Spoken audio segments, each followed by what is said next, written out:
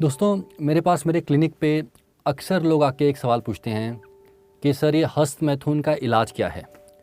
ना सिर्फ क्लिनिक पे, ऑनलाइन, इंटरनेट पे, गूगल पे, यूट्यूब पे ये सवाल बार बार पूछा जाता है कि हस्तमैथुन को ट्रीट कैसे करें। तो इस वीडियो में हम इसी टॉपिक के बारे में बात करते हैं। देखिए, ट्रीटमेंट या इलाज होता किस चीज़ का है? एक ऐसी चीज़ का जो कि बीमारी है। मैक्सिमम लोगों में हस्तमैथुन को बीमारी नहीं माना जा सकता। जैसे कि हम पहले कई वीडियोस में बात कर चुके हैं कि हस्तमैथुन के लॉन्ग टर्म ना तो कोई फिजिकल इम्पैक्ट पड़ता है, ना ही कोई साइकोलॉजिकल इम्पैक्ट पड़ता है, ना ही कोई सेक्सुअल इम्पैक्ट पड़ता है। हालांकि कुछ माइनॉरिटीज़ में हस्तमैथुन को लेके इतनी घबराहट हो जाती है, इतनी एंग्जाइटी हो जाती है, इतना डिप्रेशन हो जाता है कि उन केसेस में उसको एबनॉर्मल माना जाता है। तो हस्तमैथुन का इलाज सिर्फ इन्हीं केसेस में किया जाता है जहाँ पे उसका डर एक एक्सट्रीम लेवल पे पहुँच चुका है। और उन केसेस में भी इलाज हस्तमैथुन का नहीं किया जाता, उस डर का किया जाता है, उस एंग्जाइटी का या उस डिप्रेशन का किया जाता है। एक दूसरा सवाल भी पूछा जाता है पेशेंट्स के द्वारा।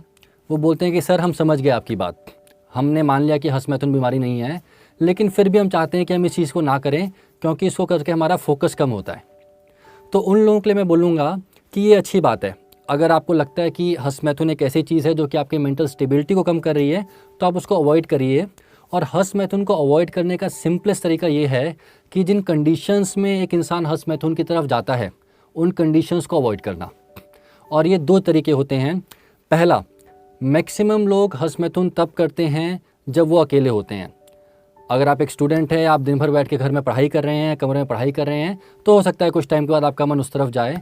अगर आपको उससे बहुत दिक्कत है तो सिंपल सा सोल्यूशन है कि अकेले बैठ के पढ़ाई करने की जगह ग्रुप स्टडी करिए या फिर लाइब्रेरी में जाके पढ़ाई करिए।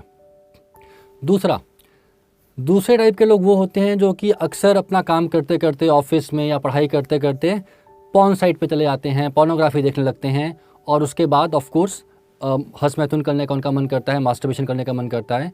तो सेकंड केसेस के लोगों के लिए अगेन, अगर आप पोर्नोग्राफी को अवॉइड कर पाएँ, अगर आप उन साइट्स को अवॉइड कर पाएँ, तो आप उस चीज़ से फिर से बच जाएंगे। तो मैं इस बात को ख़त्म करने से पहले फिर से रिपीट करूँगा कि ये बीमारी नहीं है, लेकिन अगर इस बात से आपको बहुत ही ज़्यादा एंग्जाइटी हो रही है, बहुत ही ज़्यादा अनकम्फर्टेबल फील कर रहे हैं, तो आप कुछ इन चीज़ों को इस्तेमाल करके, कुछ तरीकों का इस्तेमाल करके जो मैंने बताया, अपने आप को इस चीज़ से थोड़ा दूर रख सकते हैं। तो दोस्तों, ये सेक्सुअल सॉल्व्स प्लेटफॉर्म जो हमने बनाया है, इसका सिर्फ एक मकसद है, सेक्सुअल डिसऑर्डर्स के बारे में सही information, medically correct information, scientifically accurate information लोगों तक पहुंचाना। और अगर आप हमारे चैनल से जुड़ना चाहते हैं तो आप हमारे चैनल को सब्सक्राइब कर सकते हैं।